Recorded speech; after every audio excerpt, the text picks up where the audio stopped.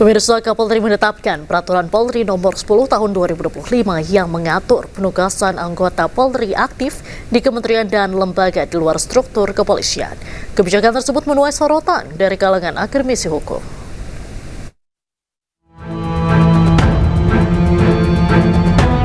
Dikutip dari inews.id, Kapolri Jenderal Listio Sigit Prabowo resmi menetapkan Peraturan Polri Nomor 10 Tahun 2025 tentang penugasan anggota Polri aktif di luar struktur organisasi Polri. Peraturan ini membuka peluang bagi anggota Polri aktif untuk menempati posisi di 17 kementerian dan lembaga negara di luar struktur Polri, sekaligus mengatur bahwa anggota Polri yang ditugaskan ke posisi sipil harus melepaskan jabatan di internal kepolisian sebelum menduduki jabatan baru. Menanggapi Perpol ini, Guru Besar Fakultas Hukum Indonesia, Mahfud MD berpendapat, peraturan tersebut bertentangan dengan dua undang-undang lain. Perkap nomor 10 tahun 2025 itu bertentangan dengan dua undang-undang, yaitu pertama Undang-Undang nomor 2 tahun 2002 tentang Kepolisian Republik Indonesia, di mana di dalam pasal 28 ayat 3 disebutkan bahwa anggota Polri yang mau masuk ke jabatan sipil itu hanya boleh apabila minta berhenti atau pensiun dari dinas Polri. Nah, ketentuan terbatas ini sudah dikuatkan oleh putusan Mahkamah Konstitusi nomor 114 tahun 2025. Perkap tersebut juga bertentangan dengan Undang nomor 20 tahun 2003 tentang ASN, terutama pasal 19 ayat 3 yang menyebut bahwa jabatan-jabatan sipil di tingkat pusat boleh diduduki oleh anggota TNI dan anggota Polri sesuai dengan yang diatur di dalam Undang-Undang TNI dan Undang-Undang Polri. Sebelumnya pada 14 November 2025, Mahkamah Konstitusi melalui putusan nomor 114/PUU 22/2025 menegaskan anggota Polri yang menduduki jabatan di luar kepolisian atau sipil harus mengundurkan diri atau pensiun dari kedinasan kepolisian. Tim Liputan iNews melaporkan. Anda kembali di Newsroom, pemirsa. Viral tenda BNPB di posko pengungsian di Aceh Tamiang baru dibangun jelang kedatangan Presiden Prabowo Subianto. BNPB membantah dan menyebut narasi terkait hal tersebut tidak benar.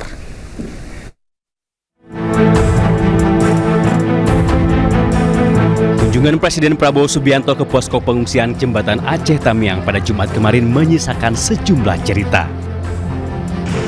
Para pengungsi korban banjir bandang menyebut tenda-tenda bertuliskan BNPB ini baru dipasang sehari jelang kedatangan Presiden Prabowo.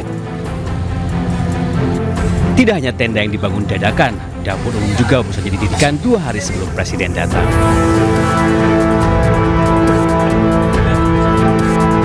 Hal ini dituturkan oleh salah seorang pengungsi yang telah tinggal di tenda darurat yang ia dirikan secara pribadi.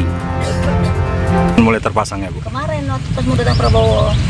Tepatnya hari apa kemarin? Mana ya? Hari Kamis. Hari Kamis ya? Mau dipasang semua tenda gini kan, supaya rapi. Sebelumnya belum ada sama sekali ya Bu? Tenda masing-masing. Jadi lah ini dapur, masak kan, untuk tidur. Dapur umum itu mulai kapan Bu aktifnya? Ya, mau datang Prabowo tuh hari Kamis, Rabu kan, nggak ada. Sebelumnya belum ada dapur umum. Sementara itu, Badan Nasional Penanggulangan Bencana memberikan klarifikasi.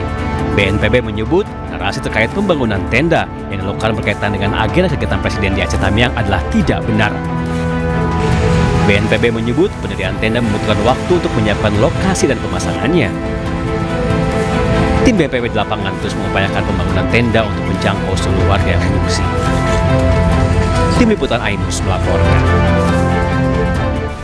Bantahan juga datang dari Wakil Bupati Aceh Tamiang. Menurutnya tenda-tenda tersebut telah terpasang jauh sebelum kedatangan Prabowo.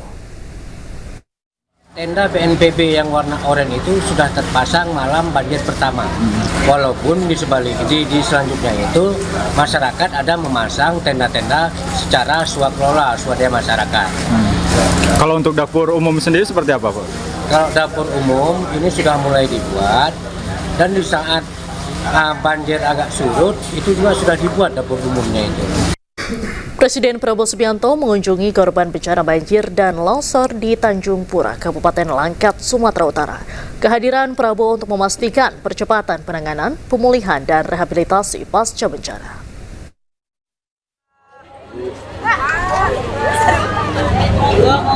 Setibanya di lokasi pengungsian yang berada di Madrasah Aliyah Negeri Man 1 Langkat, Sumatera Utara, Presiden Prabowo langsung meninjau area dapur umum yang menjadi pusat penyediaan makanan.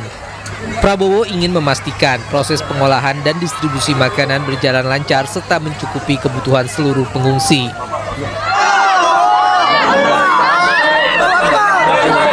Dari dapur umum, Prabowo yang didampingi sejumlah menteri kemudian menuju area posko pengungsian. Ratusan warga sempat berebut untuk bersalaman. Di posko pengungsian tercatat sebanyak 299 kepala keluarga atau 1.015 jiwa yang mengungsi. Dalam kesempatan tersebut, Presiden Prabowo berinteraksi dengan menyapa satu persatu warga. Prabowo juga menyapa sejumlah anak-anak untuk menanyakan kondisi mereka di pengungsian.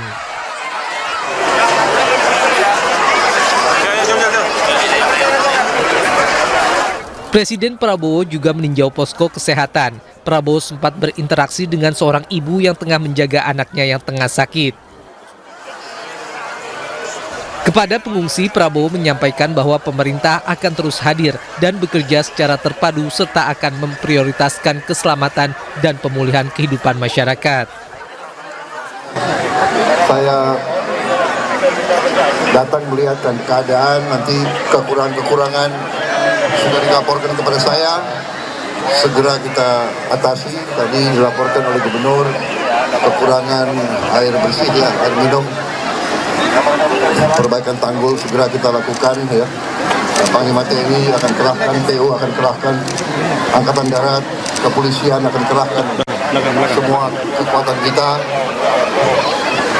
Alhamdulillah Sumatera Utara sudah lebih baik kondisinya. Ya. Sejak terakhir saya datang, saya akan terus memantau perkembangan. Seperti diketahui, kedatangan Presiden Prabowo ke Kabupaten Langkat ini merupakan kunjungan kedua usai dirinya kembali dari lawatan ke luar negeri. Sehari sebelumnya atau kemarin, Presiden Prabowo mengunjungi korban bencana di sejumlah kabupaten di Provinsi Aceh. Tim Liputan iNews melaporkan. Pemirsa, Menteri Keuangan Republik Indonesia Purbaya bantah kirim garmen sitaan untuk korban banjir di Sumatera.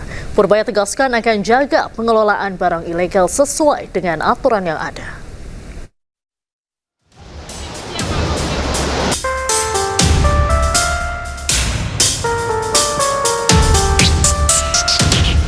Menteri Keuangan RI Purbaya Yudi Sadewa menolak ide bea cukai untuk menyalurkan balpres impor ilegal sitaan untuk korban bencana di Sumatera.